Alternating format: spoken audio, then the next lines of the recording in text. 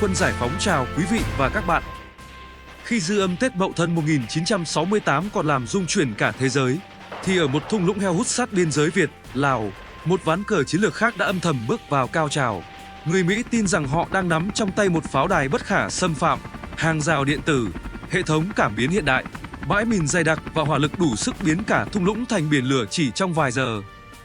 Nhưng chính nơi ấy, Khe Xanh lại trở thành tâm điểm mà cả Washington lẫn Hà Nội cùng dõi theo, với một câu hỏi lớn: đây sẽ là Điện Biên Phủ thứ hai hay là đòn xoay chuyển cục diện của Mỹ? Để hiểu vì sao Khe Xanh trở thành điểm nóng như vậy, chúng ta cần quay lại năm 1962. Khi đó, Mỹ và chính quyền Sài Gòn quyết định xây dựng một căn cứ không lục quân tại Hướng Hóa, Quảng Trị, giữa một thung lũng tưởng chừng hẻo lánh nhưng lại nắm giữ vị trí chiến lược đặc biệt. Với Washington, Khe Xanh là then cửa án ngữ đường 9 và trực tiếp đe dọa tuyến vận chuyển trên đường mòn Trường Sơn. Từ đây, lực lượng mũ nồi xanh Hoa Kỳ liên tục tổ chức trinh sát, càn quét và tìm cách cắt đứt hậu cần từ miền Bắc vào chiến trường miền Nam. Thế nhưng, sau nhiều năm đổ tiền của và nhân lực, kết quả thu được lại không tương xứng với kỳ vọng. Pháo đài Khe Xanh vẫn đứng đó, nhưng những bài toán chiến lược mà Washington đặt ra từ đầu vẫn chưa có lời giải thỏa đáng. Sang mùa khô 1965 đến 1966, Bộ trưởng Quốc phòng Mỹ Robert McNamara quyết định triển khai một kế hoạch đầy tham vọng, xây dựng phòng tuyến chống xâm nhập hiện đại nhất dọc bờ Nam sông Bến Hải. Đề án này không chỉ là ý tưởng quân sự, mà còn là một thí nghiệm công nghệ, với sự tham gia của 47 nhà khoa học hàng đầu nước Mỹ. Sau hơn 3 tháng nghiên cứu, một phòng tuyến quy mô chưa từng có được phác thảo, rộng khoảng 20 km, kéo dài hơn 100 km, từ Nam vĩ tuyến 17, dọc sông Bến Hải, vượt đường 9 và vươn tới Sepol, Lào. Theo thiết kế, Mỹ dự kiến mở một hành lang trống rộng 500 m, san phẳng như sân bóng, nhằm triệt tiêu khả năng ẩn nấp. Trên tuyến này, các tháp canh, lô cốt và căn cứ cấp đại đội, tiểu đoàn được bố trí dày đặc như bàn cờ, 2 km một tháp canh, 4 km một cụm căn cứ. Hệ thống phòng thủ bao gồm hầm hào kiên cố nhiều lớp hàng rào dây thép gai, bom mìn các loại, mìn định hướng, mìn lá, mìn Claymore, mìn chiếu sáng, lựu đạn nổ tức thời. Số lượng thiết kế thật sự khiến người nghe phải giật mình: 20 triệu quả mìn, 25 triệu bom cỡ nhỏ, chim bay ngang cũng phải suy nghĩ cho kỹ trước khi đậu xuống. Điểm khác biệt then chốt của phòng tuyến này nằm ở công nghệ điện tử. Mỹ triển khai hàng loạt cảm biến nhiệt, thiết bị thu âm và định vị có thể hoạt động liên tục từ vài tuần đến nhiều tháng. Nổi bật nhất là cảm biến Chang'e Radio, thường được gọi là cây nhiệt đới, thiết bị được thả từ trên không, tự cắm xuống đất, chỉ lộ phần anten sân xanh như một bụi cây rừng. Bên trong là pin dung lượng lớn và micro siêu nhạy, có thể phát hiện bước chân ở cự ly hàng chục mét và phương tiện cơ giới từ hàng trăm mét. Sau khi thu tín hiệu được truyền lên máy bay trinh sát bay cao, rồi chuyển thẳng về trung tâm chỉ huy đặt tại đảo Guam. Từ đây, tọa độ mục tiêu được xác định và hỏa lực gần nhất được điều động, toàn bộ quy trình chỉ diễn ra trong vài chục giây. Và trung tâm của toàn bộ hệ thống phòng tuyến ấy chính là Khe Xanh, nơi Mỹ xây dựng một siêu cứ điểm phòng ngự được xem là kiên cố bậc nhất ở phía Bắc Việt Nam Cộng Hòa. Nổi bật trong cụm phòng thủ đường 9, Khe Xanh là 3 điểm then chốt: cứ điểm Làng Vây, chi khu quân sự Hướng Hóa và đặc biệt là căn cứ sân bay Tà Cơn, trái tim của toàn bộ hệ thống phòng ngự. Căn cứ Tà Cơn được Mỹ thiết kế với quy mô lớn, dài khoảng 5 km, rộng 3 km, sở hữu đường băng dã chiến hơn 3 km, đủ cho máy bay C-130 và trực thăng vũ trang hoạt động liên tục. Bao quanh là một mạng lưới công sự dày đặc, lô cốt bê tông, hố chiến đấu cá nhân che bao cát, giao thông hào liên hoàn, cùng 6 đến 10 lớp rào thép gai, bãi mìn và các cảm biến điện tử cây nhiệt đới bố trí khắp khu vực.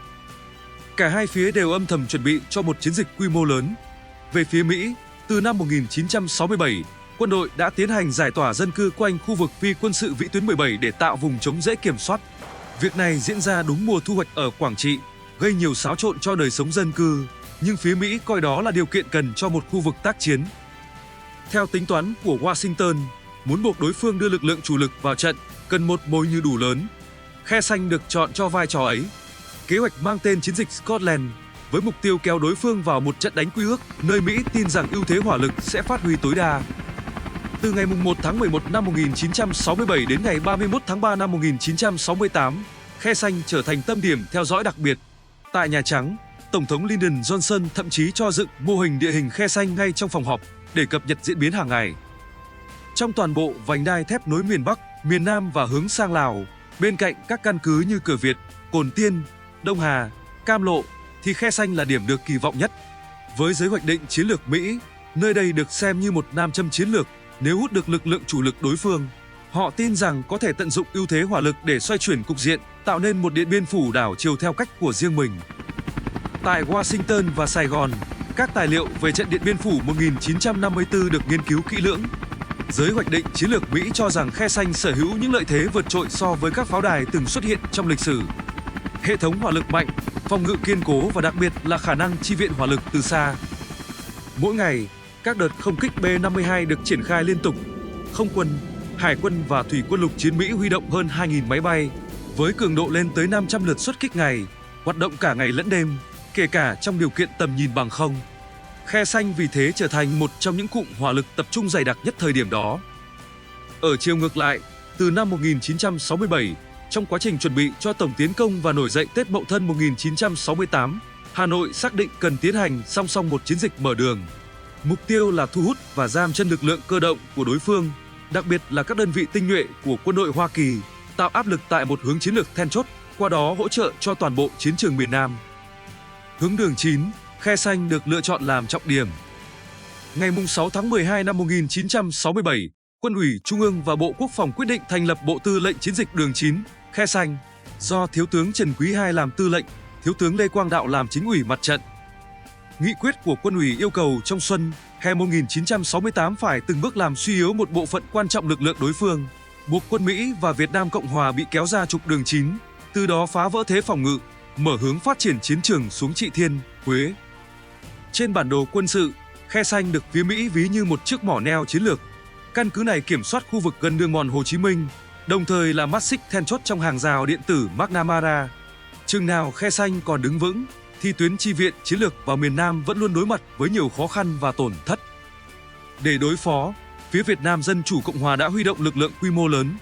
Nòng cốt là 5 sư đoàn chủ lực gồm 304, 320, 324B, 325 và 308, cùng các trung đoàn 246, 270 Vĩnh Linh, phối hợp với lực lượng địa phương quân khu 4 tại Quảng Trị. Lực lượng đặc công gồm 1 tiểu đoàn và 5 đại đội, hỏa lực mặt đất được tăng cường mạnh với nhiều trung đoàn pháo binh, cùng các khí tài như pháo 130mm, 152mm, pháo cối 120mm, rocket DKB và pháo phóng loạt BM-14.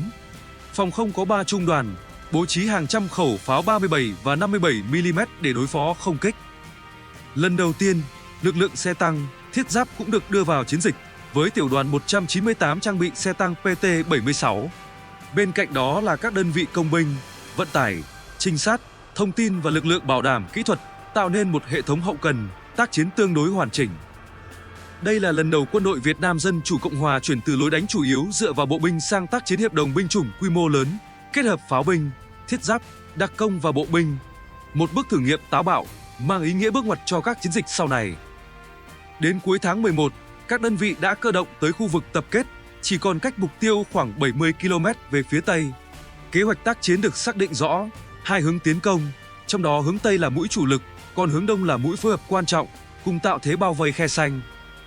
Để chiến dịch vận hành trơn tru, công tác hậu cần được chuẩn bị ở quy mô rất lớn, với gần 26.700 tấn vật chất gồm lương thực, đạn dược, xăng dầu và trang bị kỹ thuật. Ngay sau khi có lệnh, lực lượng vận tải quân sự phối hợp với mặt trận B5, cùng sự hỗ trợ to lớn của nhân dân các tỉnh Quảng Bình, Hà Tĩnh và Nghệ An, nhanh chóng mở tuyến và đưa vật chất vào chiến trường. Đến ngày 21 tháng 1 năm 1968, khối lượng chuẩn bị đã đạt hơn 80%. Trong suốt chiến dịch, các tuyến tiếp vận vẫn duy trì liên tục, bảo đảm chiến đấu không bị gián đoạn vì thiếu hậu cần. Song song với đó, lực lượng quân y được tổ chức thành 2 tuyến rõ ràng. Tuyến trước gồm 3 đội cơ động, xử lý sơ cứu ngay tại khu vực chiến sự. Tuyến sau có 8 đội chuyên trách, tiếp nhận các ca nặng hơn. Nhờ phối hợp hiệu quả, gần 7.000 thương binh đã được cứu chữa kịp thời, nhiều người sớm hồi phục và quay lại đơn vị. Tổng quân số tham gia chiến dịch khoảng 58.000 người, trong đó hơn 40.000 trực tiếp tham chiến từ giai đoạn đầu. 2 sư đoàn 304 và 325 với khoảng 17.200 quân đảm nhiệm nhiệm vụ bao vây Khe Sanh. 2 sư đoàn 320 và 324 khoảng 16.900 quân tập trung chia cắt đường 9, ngăn chặn lực lượng tiếp viện. Các đơn vị còn lại phối hợp với lực lượng địa phương và đặc công, tổ chức tập kích phân tán, làm tiêu hao sinh lực và phương tiện đối phương. Đáng chú ý, Trong toàn chiến dịch, lực lượng bắn tỉa được sử dụng rất hạn chế. Toàn mặt trận chỉ có hơn 100 xạ thủ và sau các đợt càn quét, số hoạt động thực tế quanh khe xanh chỉ còn hơn 10 người. Tuy số lượng ít nhưng hiệu quả tác chiến lại rất cao. Phần lớn các xạ thủ đều còn rất trẻ, chỉ ngoài 20 tuổi, thời gian huấn luyện không dài nhưng quá trình tuyển chọn vô cùng khắt khe. Vũ khí chủ yếu là K44 gắn kính quang học, loại súng có từ Thế chiến 2. Nhược điểm là độ giật lớn, gây áp lực mạnh lên vai xạ thủ. Nhưng ưu điểm thì xuyên mạnh, độ chính xác cực cao. Nói vui thì, hễ mục tiêu nằm trong đường đạn là gần như 99% sẽ được về họp mặt với tổ tiên sớm hơn dự kiến. Về phía Liên quân, tổng lực lượng tham gia chiến dịch tại thời điểm cao nhất ước khoảng 69.500 quân, nhiều hơn con số 58.000 của quân giải phóng. Ngay từ giai đoạn đầu, Liên quân đã triển khai hơn 45.000 người, nhỉnh hơn lực lượng đối phương cùng thời điểm. Nòng cốt của đội hình này là Thủy quân lục chiến Hoa Kỳ, thuộc Quân đoàn tác chiến thủy bộ số 3. Ngoài ra còn có 4 tiểu đoàn vận tải, tuần tra, 9 tiểu đoàn pháo binh và ít nhất 3 tiểu đoàn cơ giới cùng hệ thống không quân và pháo binh yểm trợ quy mô lớn, luôn sẵn sàng hoạt động với cường độ cao. Riêng tại cứ điểm Khe Xanh, Mỹ duy trì tối thiểu 6.000 quân, gồm các tiểu đoàn thủy quân lục chiến thuộc Trung đoàn 26 và 9, một sở chỉ huy tiền phương lục quân, một tiểu đoàn pháo 155mm cùng các đơn vị xe tăng và chống tăng. Nếu tính thêm lực lượng biệt động quân Việt Nam Cộng Hòa, quân số tại Khe Xanh ngay từ đầu chiến dịch đã vào khoảng 7.000 người. Đến tháng 4 năm 1968, khi Mỹ mở chiến dịch Pegasus, lực lượng tiếp tục được tăng cường mạnh. Sư đoàn không kỵ số 1, Trung đoàn 1 Thủy quân lục chiến Mỹ, Chiến đoàn dù số 3 Việt Nam Cộng Hòa, cùng nhiều đơn vị biệt động quân và bảo an. Tổng quân số tại Khe Xanh lúc này tăng lên khoảng 20.000 người, được yểm trợ bởi 300 trực thăng và 150 khẩu pháo hạng nặng. Trên không, hai chiến dịch Ark Lai và Dark House tạo nên mật độ không kích rất lớn quanh Khe Xanh. Hơn 1.000 trực thăng được huy động, cùng 24.000 phi vụ, trong đó có máy bay B-52, với tổng khối lượng bom sử dụng ước hơn 114.000 tấn. Nếu tính theo đương lượng nổ, con số này gấp khoảng 7 lần quả bom nguyên tử Mỹ từng ném xuống Hiroshima. Tất nhiên, đây chỉ là một phép so sánh về mức năng lượng. Việc thả bom rải rác nhiều tháng tại khu vực rừng núi rộng lớn hoàn toàn khác với việc nổ tập trung trong một thành phố đông dân. Nhưng điều đó đủ cho thấy mức độ hỏa lực ghê gớm của không quân Hoa Kỳ trong toàn chiến dịch. Để duy trì căn cứ, Liên quân triển khai hệ thống hậu cần hiện đại bậc nhất thời điểm đó. Thương binh được sơ tán bằng trực thăng chuyên dụng, còn tiếp tế được thực hiện bằng phương thức Lapet, thả hàng ở độ cao cực thấp bằng máy bay vận tải C-130. Nếu tại Điện Biên Phủ, mức 200 tấn ngày từng được coi là khổng lồ, thì ở Khe Xanh, Mỹ nâng con số này lên hơn 600 tấn mỗi ngày, phản ánh một năng lực hậu cần vượt trội. Song song với đó là việc triển khai dày đặc các khí tài kỹ thuật mới. Từ ngày 19 đến ngày 25 tháng 1 năm 1968, hệ thống cảm biến điện tử MASO được rải quanh khu vực, hỗ trợ phát hiện mục tiêu cả trên mặt đất lẫn trên không. Radar phản pháo Sky Spot được đưa vào sử dụng, phối hợp với các trận địa pháo cỡ lớn. Pháo 175mm M107 được bố trí tại trại Caron và đồi Rapa. Ngoài ra còn có pháo 155mm và 105mm thế hệ mới tập trung ở các căn cứ pháo binh Quảng Trị. Hỏa lực tầm trung từ phía bắc đèo Hải Vân cũng liên tục yểm trợ, tạo nên mật độ pháo kích rất cao quanh Khe Xanh.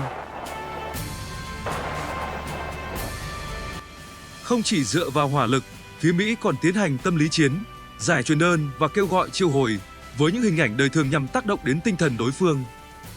Toàn bộ chiến dịch được triển khai qua 4 đợt lớn, kéo dài từ ngày 20 tháng 1 đến ngày 15 tháng 7 năm 1968, biến Khe Xanh thành một trong những mặt trận dai dẳng và phức tạp nhất giai đoạn này.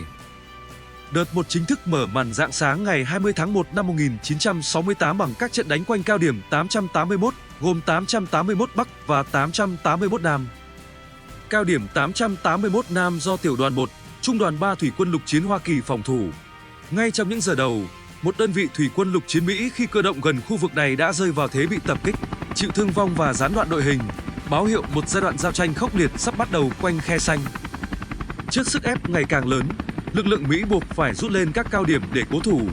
Từ những căn cứ xung quanh, hỏa lực pháo binh và không quân nhanh chóng được huy động, khiến nhịp tiến công của quân giải phóng tại khu vực này bị chậm lại. Do tầm quan trọng của cao điểm 881 Nam, Mỹ lập tức dùng trực thăng vận 2 trung đội thuộc đại đội M, tiểu đoàn 3/26 lên tăng cường, phối hợp với đại đội Y, chuẩn bị cho một cuộc hành quân mở rộng về hướng 881 Bắc. Cuộc cơ động này dẫn tới giao tranh quyết liệt dưới chân cao điểm 881 Bắc với lực lượng quân giải phóng, chủ yếu là tiểu đoàn 6, trung đoàn 95C. Nhờ ưu thế hỏa lực và trực thăng vũ trang yểm trợ, quân Mỹ giữ được đội hình, đẩy lùi các đợt tiến công. Sau trận đánh, phía Mỹ ghi nhận 7 binh sĩ thiệt mạng, 35 người bị thương. Phía quân giải phóng có 15 người hy sinh và 95 người bị thương. Sang rạng sáng ngày 21 tháng 1 năm 1968, tiểu đoàn 6, trung đoàn 2, sư đoàn 325 quân giải phóng mở cuộc tiến công vào cao điểm 832, phía Mỹ gọi là 861, cách Tà Cơn khoảng 4 km về phía Tây Bắc. Cao điểm này do đại đội K, tiểu đoàn 3/26 thủy quân lục chiến Mỹ phòng ngự. Dù có pháo binh chi viện, lực lượng tiến công gặp bất lợi lớn trước địa hình cao, công sự kiên cố và hỏa lực liên tục từ căn cứ Tà Cơn. Các đợt xung phong đều bị đánh trả quyết liệt, gây tổn thất đáng kể cho phía quân giải phóng. Kết quả, quân giải phóng có 20 người hy sinh và 68 chiến sĩ bị thương. Phía Mỹ có 4 binh sĩ thiệt hại và 11 người bị thương. Cũng trong đêm 20 rạng sáng ngày 21 tháng 1, pháo binh chiến dịch của sư đoàn 304 bất ngờ đồng loạt khai hỏa. Loạt đạn mở màn mạnh đến mức tạo ra vô số ổ gà, ổ trâu trên đường băng Khe Sanh, thậm chí đến voi cũng muốn ra đây làm ổ. Đường băng bị cày xới dày đặc hố pháo, khiến hoạt động không vận gần như tê liệt. Đợt pháo kích đã phá hủy một trực thăng và kích đổ kho đạn khoảng 1.500 tấn, tạo nên một vụ nổ lớn làm rung chuyển cả thung lũng.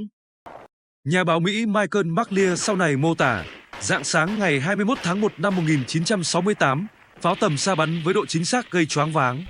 Chỉ trong một loạt đạn, nhiều binh sĩ Mỹ thương vong và người ta có cảm giác như các quả đạn đang rơi giữa Washington. Việc kho đạn chủ yếu của Khe Sanh bị phá hủy đã đẩy căn cứ vào tình thế nguy hiểm. Từ ngày 22 tháng 1, tiểu đoàn 1, trung đoàn 9 thủy quân lục chiến cùng các chuyến bay vận tải đạn dược được điều đến tăng cường khẩn cấp. Nhận thấy thời cơ mở ra, ngày 23 tháng 1, Bộ Tư lệnh Mặt trận đường 9, Khe Sanh ra lệnh tiến công cứ điểm Hội San, sát biên giới Việt, Lào. Đây là khu phòng ngự của quân đội Hoàng gia Lào trong đội hình liên quân, gồm gần 1.000 quân, bố trí thành 12 cứ điểm nhỏ, với trung tâm là cứ điểm Tà Mây.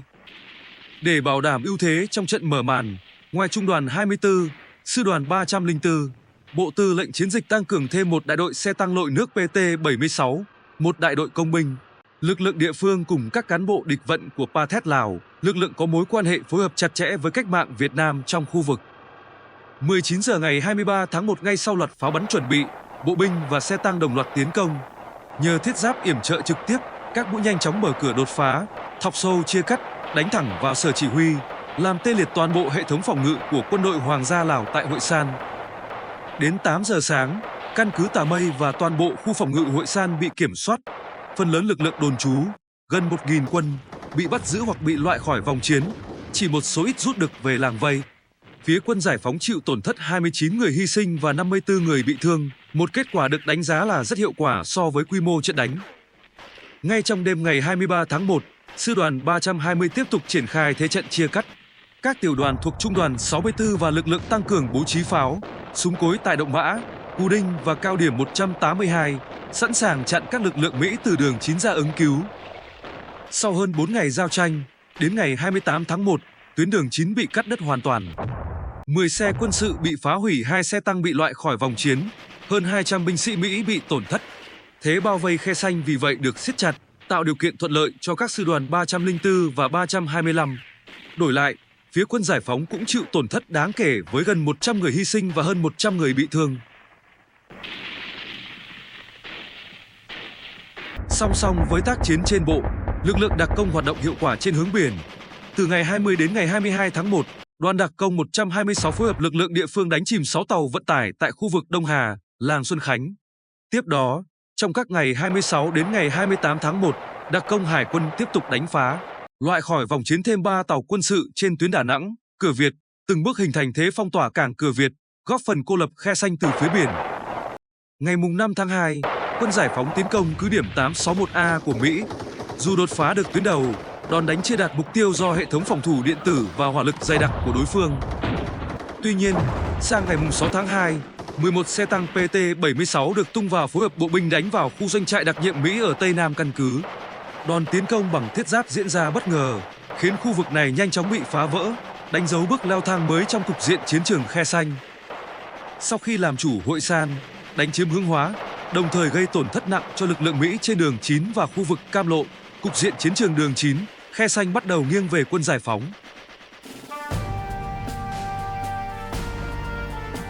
Trước thời cơ đó, Bộ Tổng tham mưu phát đi công điện khẩn, yêu cầu tiêu diệt căn cứ Làng Vây trong ngày 6 tháng 2, nhằm kịp thời phối hợp với các hướng tiến công trên toàn chiến trường.